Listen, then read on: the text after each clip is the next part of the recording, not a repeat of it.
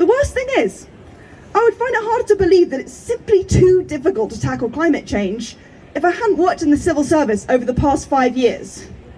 I've seen not one, but two large-scale responses across government with very tight timelines that involved emergency legislation, changing the way we work, international diplomacy, and they were Brexit and COVID. They've just happened. So it's not that it can't be done, it's a lack of will.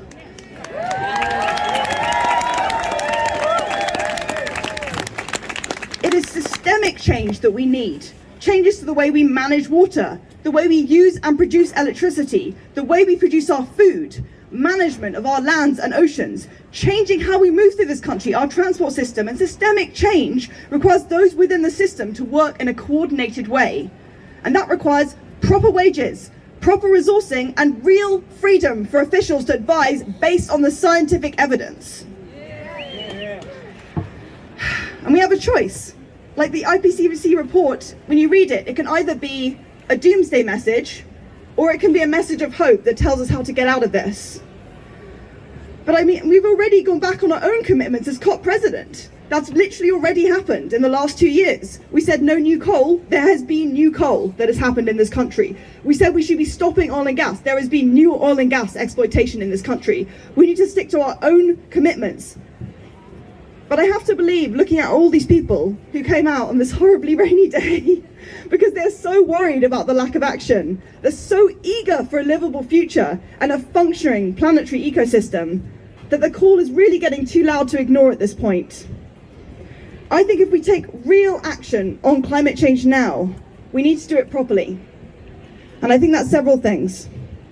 That means one, real prioritization and coordination across government on climate change. This needs to be part of every single policy. It needs to be in food policy, it needs to be in transport policy, it needs to be in our trade agreements, it needs to be everywhere because it is so pressing. Every single year and every percentage of a degree matters. We all know this, and time is very tight now. So this is the time to really push. Secondly, we need proper pay for government, experts, and all civil servants so we can actually do our job.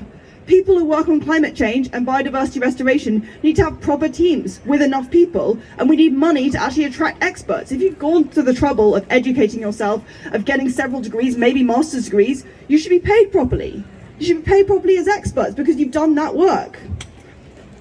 And finally, it's about acting on the science. And that's about officials believing they can give science-based advice to ministers and it will be taken and they will not receive negative impacts.